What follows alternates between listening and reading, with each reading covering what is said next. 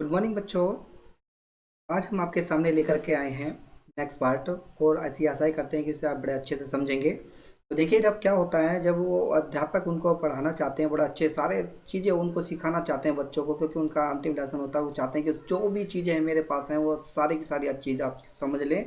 तो उसके बाद देखिए आगे क्या हो रहा होता है। देखिए आगे की ओर चलते हैं। तो उसने कहा, आफ्टर द ग्रामर तो we had a lesson in writing that day.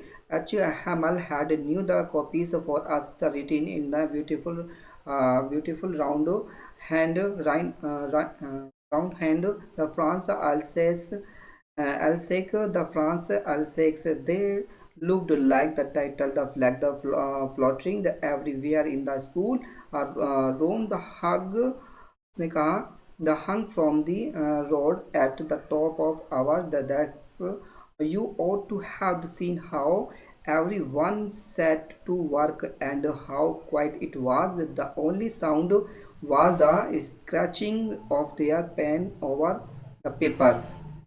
Once some the battles flew in but nobody paid any attention to them. Not even the littlest one who the worked right in on the tracing their fish. The house as if that was fresh to on the roof. The pigeons quid very low, and I thought to myself, will they make them sign in German even the pigeons. देखिए आप meaning देख लेंगे। The round hand का मतलब होता है बड़े अक्षर। तो अल्सेक का मतलब होता है हमारा, यहाँ पर बात कर रहे हैं वो एरिया है हमारा, जिसे बोल देते हैं हम जर्मन का जो एरिया होता है पूर्वोत्तरी एरिया। तो फ्रांस में अल्सेस लॉरेन नामक भूभाग, जिस पर जर्मनी में 1870 से लेकर 71 में कब्जा कर लिया गया था, और फ्रांस ने उसे उन्हें पुनः 1919 में स्वतंत्र करा लिया था।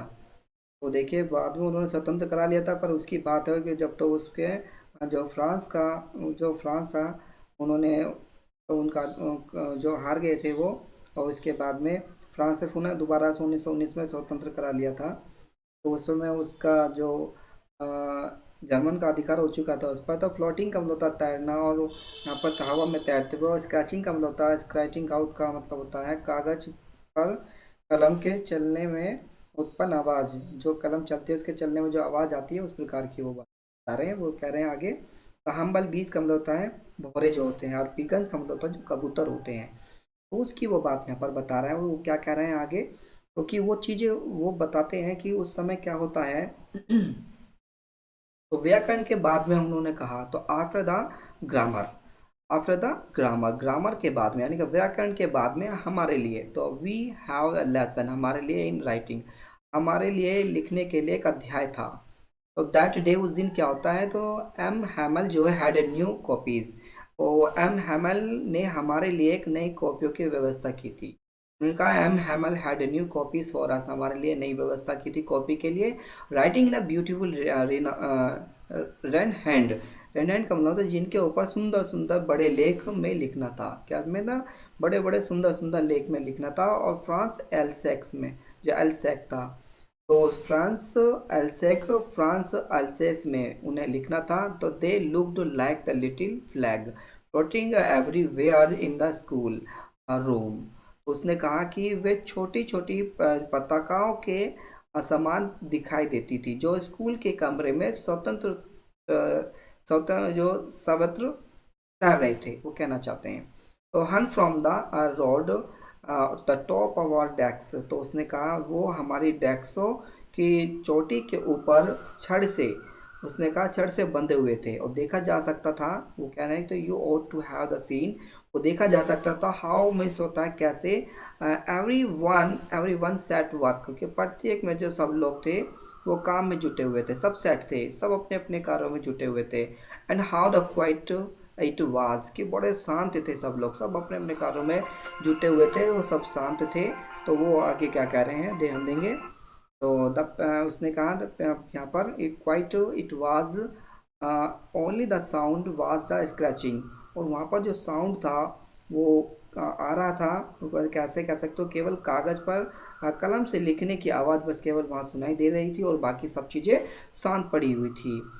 फिर आगे कहाँ सब ओनली साउंड केवल, उसके बाद स्क्रैचिंग द पेन ओवर, तो पेन के चलने की आवाज़ आ रही थी। तो one some battles flew in but nobody the paid any attention to them, लेकिन और कोई इन पर और कुछ वहाँ पर कोई और इस पर ध्यान नहीं दे रहा था। मतलब एक बार कहना चाहते हैं कुछ भोरे जो उड़ करके अंदर आ गए थे, तो उन्हें किसी ने उसकी ओर ध्यान नहीं दिया था, वो कहना चाह रहे हैं कि नो बडी, यहाँ पर लिखा ना the scratching the pens over the papers one some the battles flew in the but nobody the paid my any attention to them not the flew the little the ones. तो उसने कहा कि जो कुछ भोरे थे वो कुछ उड़ करके वो अंदर आ गए थे, पर उन्होंने किसी ने भी उन पर ध्यान नहीं दिया। और यहाँ तक कि ऐसे कह सकते हैं कि जब छोटे छोटे जो उसने कहा छोटे जो लड़के थे उन्होंने भी उन पर उनकी ओर कोई ध्यान नहीं दिया, उन्होंने भी उनकी ओर कोई ध्यान नहीं दिया जो मछलियां पकड़ने के लिए, यहाँ पर लिखा ना देखिएगा। तो one some the battles flew away, वो सब उड़ गए थे, बट नो बडी, कोई नहीं बचा था, पेड एनी अटेंशन, जो ध्यान दे सके टू दैम, उन पर, नॉट इवन द लिटिल लिटिलेस्ट, जो कि उनसे सबसे छोटे थे। तो वन मतलब एक, जो who works right to on track tracing they are fish hooks. तो उसने कहा जो मछली पकड़ने के कांटे की तलाश है, हुक्स का मतलब होता है यहाँ पर कांटे की बात कर रहा है, जो मछली पकड़ने का कांटा होता है, एज इफ, जैसे मानो कि वो उसकी तलाश में हो और करने में लगे हुए हो, जैसे कि मानो कि वह फ्रेंच हो। यहाँ पे लिखता है ऐसे, एज इफ, जैसे मानो कि दैट वाज फ्रेंच टू, जैसे वो फ्रेंच हो और छत पर कबूतर धीमे धीमे गुटरगू कर रहे थे। उसने कहा ऑन द रूफ, और रूफ मतलब छत पर, द पिगन जो थे कुकड वेरी लो, मतलब क्वाइट क्वाइट वो आवाज़ उस तरह की वो कर रहे थे, यानी कि गुटरगू वो कर रहे थे। एंड आई थॉट, और मैंने सोचा, टू माई सेल्फ, और मैंने अपने आप को सोचा कि will they make them the sing in German even the pigeon, मैंने सोचा कि अब जो वो कबूतर जो है, अब जैसे अब तो फ्रांस में इस तरह से गाना गाते हैं, वो हो सकता है कि वो जर्मन में गाना गाएंगे कुछ दिनों बाद। देखिए वो बड़ी बात हंसी की, वो बोल रहा है कि वही जो फ्रेंच है वो कह रहा है कि देखिए मैंने भी ये सोचा कि अब ये जो कबूतर हैं, जो पक्षी हैं मतलब, तो ये भी अब जर्मन में ही गाना गाएंगे, अब ऐसा लगने लगा है मुझे भी। तो इस प्रकार की वो बातें उनसे वो कर रहा है। तो फिर आगे वो क्या, देखिए वो क्या कहता है, वेन एवर, जिस प्रकार the I looked up from my the writing I saw M Hamel sitting motion in his chair and gazing the first at one the things, then at another, as if he wanted to fix in his mind just how everything looked in that little the school rooms the France, France की वो बात कर रहा है। उसने कहा fancy for 40 years he had been there in the same place with his garden outside the window and his glasses, and in front of him, just like that, only the decks and bench had been worn the smooth, the walnut trees in the garden, the water and the hop wine that he had planted himself or twined about the windows to the roof. How it must have the broken his heart to the leave it all the poor man to hear his sister moving about in the room about the packing their trunks, for they must leave the country next day. तो उस प्रकार वो बता, देखिए word meaning आप लोग देख लीजिएगा। उसने कहा था मोशनलेस का मतलब होता है बिना हिले डुले, और गैजिंग का मतलब होता है टकटकी लगा करके देखना, और फैंसी का मतलब होता है सुखद कल्पना करना, और वॉलनट ट्री का मतलब होता है अखरोट के पेड़ से हम लोग बोलते हैं। उसने कहा तो होप होप वाइन का मतलब होता है होप नाम की एक बेल लता जिसके फल शराब को तीखा करने के काम में आते हैं, और ट्विंट का मतलब होता है ये सब होता है लिपट गए थे। इस प्रकार देखिए उसने कहा कि वैन एवर, जिस प्रकार आई looked up from my the writing, कि जब मैं भी लिखते लिखते ऊपर देखता था, वो कहना चाह रहा है कि वैन में जब आई लुक्ड अप, मैं जब लिखते लिखते जब मैं ऊपर देखता था तो मैंने ऐसा देखा, ऐसा मैंने देखा एम हैमल को सिटिंग और बैठे हुए मोशनलेस, मतलब उसने उस स्थिति में मैंने ऐसे बैठे हुए देखा इन दिस चेयर, उस अपनी चेयर पर उनकी, एंड गेजिंग मतलब वो टकटकी लगा करके देख रहे थे, फर्स्ट मतलब पहली बार, एट वंस थिंग्स एक वस्तु को, देन एट अनदर एक वस्तु से दूसरी वस्तु की ओर, तो ऐसे वो टकटकी लगा करके वो देख रहे थे। मैंने पहली बार ऐसे उनको देखा था, कि मैंने भी पहले कभी ऐसा उनको नहीं देखा था, कि वो टकटकी लगा करके एक तरफ से दूसरी तरफ देख रहे थे, मानो वे अपने मस्तिष्क में बिठाना चाहते थे, कि भाई मान लो कि बस वो उनके मस्तिष्क में ऐसा वो करना चाहते थे। इसने कहा ऐसे जैसे मानो कि wanted to fix in his mind, जैसे मानो कि उसका मस्तिष्क बिल्कुल फिक्स हो चुका हो। तो जस्ट हाउ, जिस प्रकार एवरीथिंग लुक्ड, उन्हें प्रत्येक चीजें जो तो दिखाई दे रही थी in that little school room, बस उन्हें केवल छोटी छोटी जो चीजें थी वो उन्हें दिखाई प्रतीत हो रही थी, ऐसे मानो कि वो सुखद कल्पना वाली दिखाई दे रही थी स्कूल में। उसने कहा कि जो स्कूल के उस छोटे छोटे कमरे में वो चीजें ऐसी प्रतीत हो रही थी, सुखद बढ़िया लग रही थी। कहने का मतलब ये है। तो फैंसी फॉर द 40 ईयर्स, यानी कि 40 वर्षों के बाद उसकी बात कर रहे, 40 वर्ष तक किसी स्थान पर रहे। 40 ईयर्स ही had been the there in the same place, वो सेम प्लेस उसी स्थान पर 40 वर्ष तक लगातार रहे, उन्होंने वही कार्य किया 40 साल तक। विद हिज द गार्डन, उसी गार्डन में आउटसाइड बाहर की तरफ the window and his class in the front of him. वो कहना चाह रहे हैं कि वो खिड़की के बाहर उनका एक बगीचा था और उनके सामने उनकी कक्षाएं उसी तरह की थी, और केवल उनकी डेस्क और बेंच घिस करके चिकने हो गए थे, वो कहना चाह रहे हैं। So only the desk and bench had been the worn, the smooth, the valiant tree and the garden were taller in the hop of wine। और इस प्रकार वो कह रहे हैं कि बगीचे में एक अखरोट के पेड़ थे जो का कुछ लंबा हो गया था, और उनकी जो होप वाइन जो उन्होंने स्वयं लगाई थी,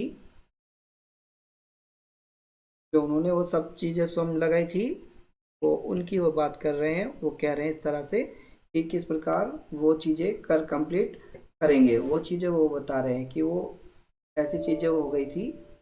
तो उस प्रकार वो कह रहे हैं, फिर आगे क्या कह रहे हैं, क्योंकि वो जो वाइन थी, वो जो होप वाइन है जो स्वयं उन्होंने लगाई थी, जो खिड़की से लिपट कर वो उनकी छत तक चली गई थी, वो कहना चाह रहे हैं। क्योंकि उन्होंने कहा कि जो उनके जो गार्डन था, बगीचा था, बट द टालर, वो भी काफ़ी, जो पेड़ थे वो भी बड़े हो गए थे, एंड द होप वाइन जो बेल थी उनकी, he had the planted himself, वो अपना आप ही ट्वाइन वो और भी ज़्यादा बढ़ती चली गई थी। तो ट्वाइन का मतलब होता है राउंड एंड राउंड, लिपट जाना, मतलब वो राउंड एंड राउंड लिपटती चली गई थी। अबाउट द विंडो, उस खिड़की पर, टू द रूफ, छत की खिड़की पर वो बेल थी, वो लिपट गई थी। तो हाउ, जिस प्रकार भी, हाउ मिस कैसे, it must have the broken his heart to leave it all. तो उसने कहा इस सब को छोड़ने पर उनका दिल टूट टूट गया था। मतलब ऐसा समझो, जब कोई व्यक्ति कोई चीज़ को छोड़ करके जब वो जा रहा होता है, तो उस व्यक्ति का जो दिल है वो टूट जाता है।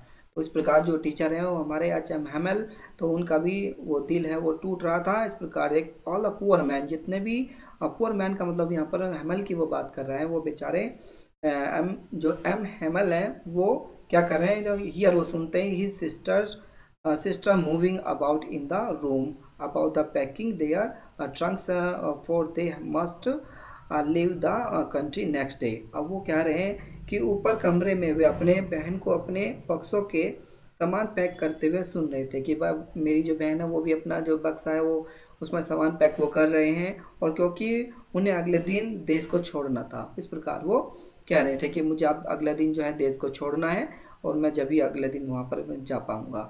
तो इस प्रकार वो कह रहे हैं कि मुझे अब अगला दिन भी है वो छोड़ना है।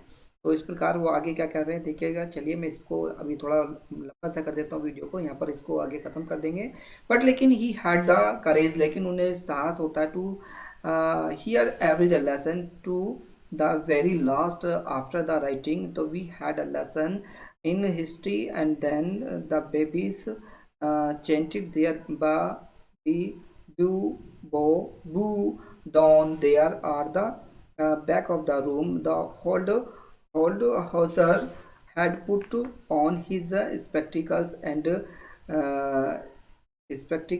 and holding his prime in both hands spelled the letters with them. You could see that he too was crying. His voice trembled with the emotion, and it was so funny to hear him that we all wanted laugh and cry. How well I remember it, that last lesson। तो देखिए इसका पहले हम आपको word meaning देख लेते हैं। तो वोकेबलरी में हमारा too very vast, very last का मतलब होता है हमारा अंतिम क्षण से हम बात करते हैं। अंतिम क्षण तक। और वॉइस का मतलब होता है ट्रम्बलिट, मतलब कांपना, जिसे बोलते हैं आवाज़ को लड़खड़ाना, हम लोग बोल देते हैं। या फनी का मतलब होता है मज़ेदार, जिसे हम लोग बोल देते हैं। तो देखिए फिर उसमें फिर हम वहीं पर आ जाते हैं। लेकिन वो क्या कह रहे हैं, बट लेकिन क्या होता है उस, लेकिन वो उसकी वो बात को बता रहे हैं क्या होता है उस समय। बट ही हैड अ करेज, लेकिन उनमें एक साहस था। उनमें क्या था, एक साहस था। वो साहस उनके अंदर अभी भी बरकरार था कि to hear the every the lesson, वो प्रत्येक लेसन को वो सुन रहे थे। यानी कि उसने कहा लेकिन उनमें प्रत्येक अध्याय को पूर्णता के साथ सुनने का एक उत्साह था। लिखने के बाद वो बात कर रहे हैं, आफ्टर द राइटिंग, यानी लिखने के बाद हमने इतिहास का पाठ पढ़ा, और ये सब हमने लिखने के बाद we had a lesson in history. अब तो हमने क्या किया, एक लेसन को पढ़ा इतिहास के। एंड देन तब क्या होता, बेबीज चैंटिंग इन देयर बा, इस तरह से जो बच्चों ने गाया कि बा बेबी बो बू, इस तरह से उन्होंने वो सब गाया। और कमरे के पिछले हिस्से में बैठे वृद्ध हो सर, यहाँ पर लिखा है, लिखिएगा द, अब यहाँ पर लिखा है ना, down there at the back of the room the whole old Hauser had put on his spectacles and holding his primer in both hands, spilled the letters with them। तो उसने कहा कि जो पिछले हिस्से पर कुछ वृद्ध जो होसर अपने चश्मा लगाए वो बैठे हुए थे, तो वहाँ पर अपने दोनों हाथों में अपने वर्णमाला की पुस्तक पकड़े हुए थे। वो सब उन्होंने वर्णमाला की जो पुस्तक थी वो पकड़े हुए थे।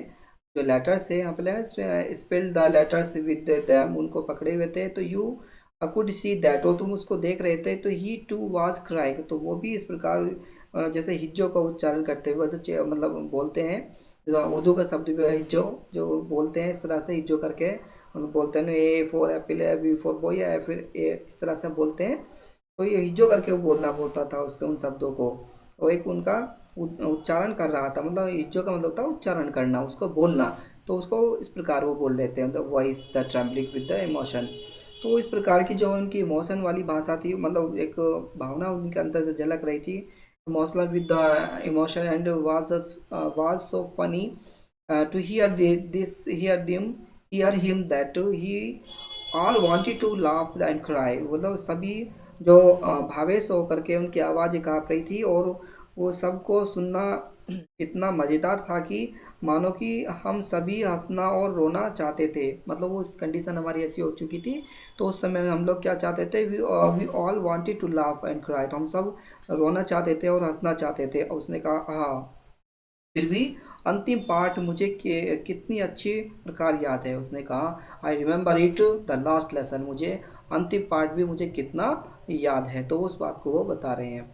और उसमें कहा आगे देखिएगा, एट वंस, एक बार फिर उसने कहा the church clock the struck the 12 then the angels at the same the moment the trumpets of the Persian returning from the drill sounded under over the window।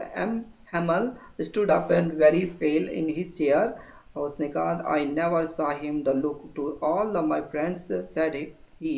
I उसने कहा but something choked him in, he could not go on। तो उसने कहा आगे, then he turned to the blackboard, took a piece of chalk, and bearing on with all his might, he wrote as large as he could, Vive la France। देखा वाइव ला France, ये सब उसने बातें कही हैं। देखिएगा आप लोग आगे, देन मन तब ही स्टॉप, वो रुक गया। एंड लर्निड, उसने सीखा his head against the wall and the without a word he made a gesture to us with his hand, school in dismissed, you may go. तो एंजल्स का, या एंजल्स का मतलब होता है ईसा मसीह के आह्वान के लिए घंटी बजाया जाना। और ट्रम्पेट का मतलब होता है बिगुल। और टॉल का मतलब होता है बेतुका असामान्य। और चौक का मतलब होता है हमारा, उसे कहते हैं गला रुद गया।